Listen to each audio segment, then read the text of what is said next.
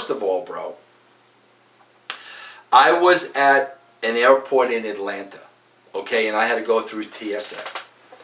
And all the personnel at TSA, they were all African American, okay?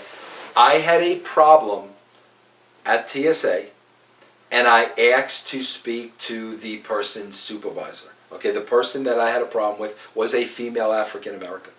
I asked to speak to her supervisor, okay?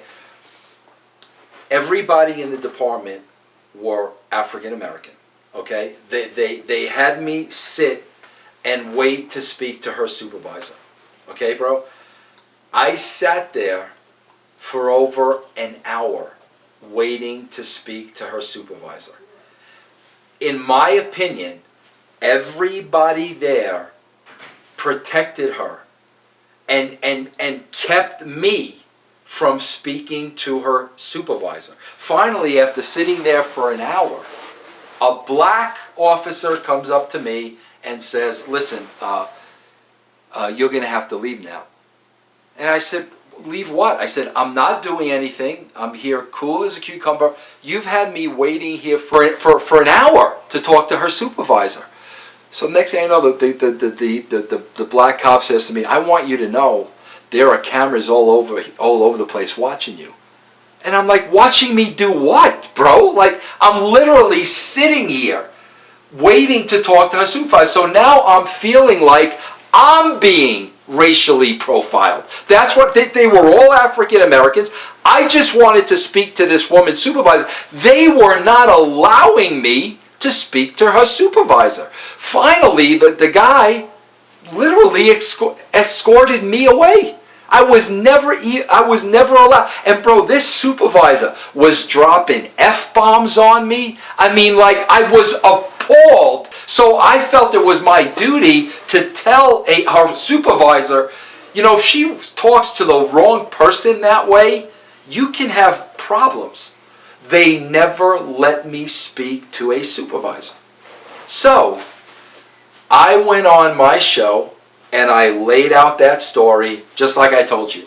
And I said, I felt like I was being racially profiled. I'll be honest with you. I said, as a white guy, I felt I was being racially profiled.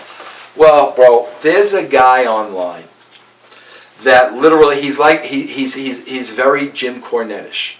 This guy has been stalking me for months and literally has a Twitter account to just smear my name and bury me. Bro, this guy went to wrestlers that I know and tweeted them and said, do you know Vince Russo said this and this about you? Vince Russo said this.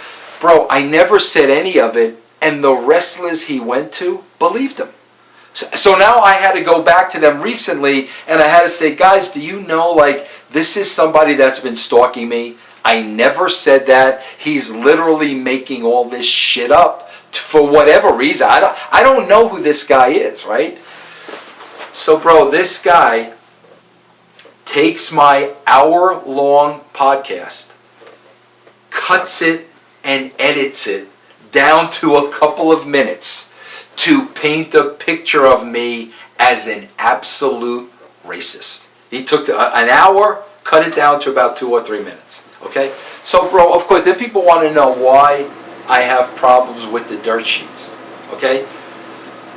One of the people who runs a dirt sheet out there, Ryan Satin, the Pro Wrestling Dirt Sheet, I think that's the name of it. I don't even know what the dirt sheet is. Ryan Satin listens to this 2 or 3 minute edited version of what this guy who is stalking, bro, the guy calls himself the instigator. Right. He listens to this 3-minute version and then goes on his site and his sheet and this, that, and other thing and makes claims that I'm a racist. Didn't even listen to the entire podcast. Literally bought into what a troll. The guy succeeded. He got Ryan Satin to bite with a little bro, you could tell clearly. The guy, there's like 12 edits in it. Right. And he took that and ran with, oh, Vince Russo's a racist. So that's why I have issues with dirt sheets and people that think they're journalists, have no background in journalism whatsoever, and they're literally people that wanted to get into the wrestling business but could not. So now all of a sudden they think they've made themselves, they've given themselves a position and a job in the wrestling business when they're not in the wrestling business at all. They've never been in the wrestling business. They're just reporting. And everything, bro, is sensational headline to get people to click. Vince Russo's a racist. Let's click on that. And that's where that story came from.